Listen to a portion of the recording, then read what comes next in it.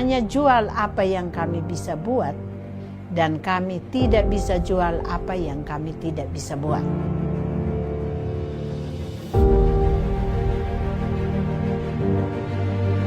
Bagaimana kami berusaha memuliakan bumi kami, tanah kami, air kami, lingkungan kami.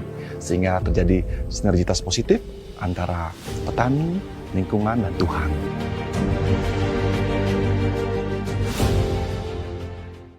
Halo Sobat Data.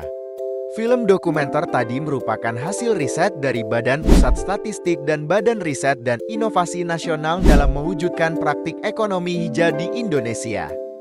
Kolaborasi ini dilakukan pada tahun 2022 dalam kajian kualitatif pembangunan ekonomi hijau dan kondisi sosial demografi penduduk Indonesia untuk mewujudkan kesejahteraan penduduk dan lingkungan berkelanjutan di 34 provinsi di Indonesia.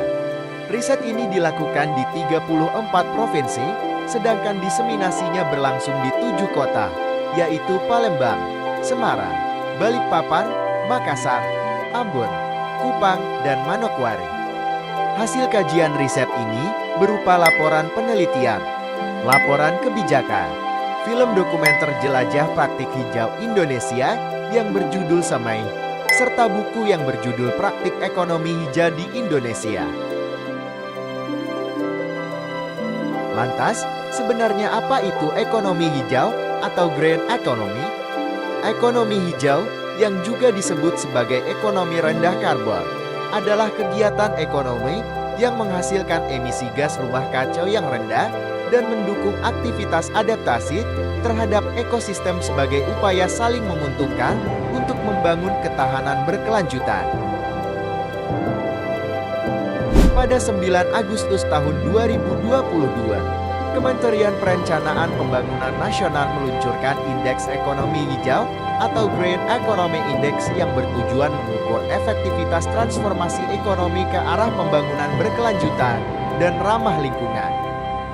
Green Economy Index terdiri dari 15 indikator yang mencakup 3 pilar, yaitu ekonomi, sosial, dan lingkungan. Di mana pilar ekonomi sebagai pilar utama yang meliputi 3 indikator, seperti intensitas emisi, intensitas energi, dan pendapatan nasional bruto PNB per kapita. Sementara itu, berdasarkan indeks global pada tahun 2024, Indonesia menempati urutan ketiga dalam indeks ekonomi hijau di Asia Tenggara.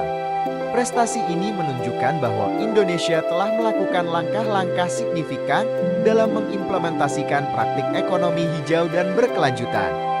Namun, masih banyak yang perlu dilakukan untuk mencapai target yang lebih tinggi dan memastikan bahwa praktik-praktik ini diterapkan secara merata di seluruh provinsi sesuai dengan target Rencana Pembangunan Jangka Menengah Nasional tahun 2020 sampai tahun 2024. Diharapkan, trade-off antara pembangunan ekonomi dan isu-isu lingkungan yang terkait dengan dampak perubahan iklim dapat diminimalkan sehingga tujuan pembangunan ekonomi nasional dan perbaikan lingkungan dapat berjalan beriringan.